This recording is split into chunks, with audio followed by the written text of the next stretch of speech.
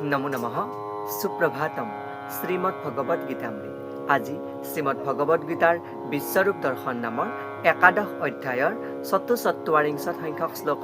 এই বিশিষ্ট শ্লোকভাষী হৈছে এনেধৰণৰ: তস্মাৎ প্ৰণম্য প্ৰণিধায় কায়ং প্ৰসাদয়িত্বা মহমিষমিদ্যম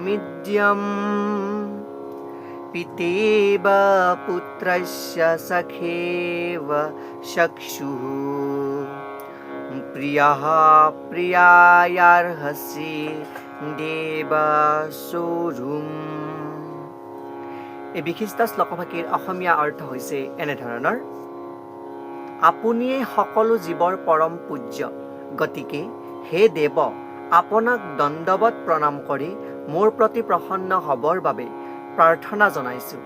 পিতাই পুত্ৰৰ অপৰাধ, বন্ধুৱে বন্ধুৰ অপৰাধ আৰু প্ৰিয়জনে প্ৰিয়ৰ অপৰাধ সহি থকাৰ দৰে হে দেৱ, আপুনিও যেন মোৰ অপৰাধৰ বাবে ক্ষমা কৰে বুলি কোৱা প্ৰসংগত ভগৱান শ্ৰীকৃষ্ণৰ আগত সখা অৰ্জুনে এই বিশিষ্ট শ্লোকভাষীৰ অৱতাৰণা কৰিছে।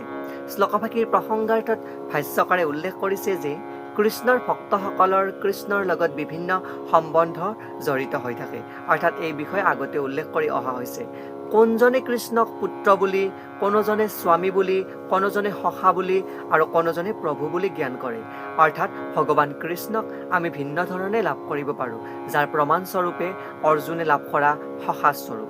কোনোবাই পিতৃস্বৰূপে লাভ কৰিছে আৰু মাতৃ যশোদাই তেওঁক পুত্ৰ হিচাপে লাভ কৰিছে, ঠিক তেনেধৰণৰ। আৰু প্ৰদ্যুম্নই পিতৃ হিচাপে লাভ কৰিছে।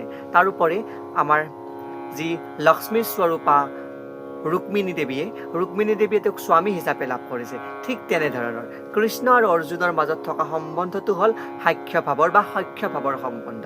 পিতা বা স্বামীয়ে যে প্ৰভুৰ অপৰাধ মৰ্শন কৰাৰ দৰে কৃষ্ণইও অপৰাধ মৰ্শন কৰাৰ দৰে সকলোৰে অপৰাধ, অৰ্থাৎ স্বামীয়ে যেনেকৈ পত্নীৰ অপৰাধ মৰ্শন কৰে আৰু পুত্ৰৰ অপৰাধ যেনেকৈ পিতৃয়ে মৰিশন কৰে আৰু পত্নীৰ অপৰাধ যেনেকৈ স্বামীয়ে মৰিশন কৰে আৰু ঠিক তেনেকৈ বন্ধুৱেও সখায়ো বন্ধুৰ অপৰাধ যেনেকৈ মৰিশন কৰে, ঠিক তেনেদৰে অৰ্জুনে ভগৱান শ্ৰীকৃষ্ণক কৈছে যে তোমাক মই এনেধৰণে সম্বোধন কৰিছিলোঁ, সেই সম্বোধনৰ বাবে যি অপৰাধ কৰিছোঁ সেই অপৰাধ যাতে তুমি মোক ক্ষমা কৰা। এয়াই উক্ত বিশিষ্ট শ্লোকভাষীৰ সৰল গুণাৰ্থ, যাৰ মাজেৰে বন্ধুত্ব সুলভ প্ৰেমৰ প্ৰকাশ ঘটিছে। ধন্যবাদ।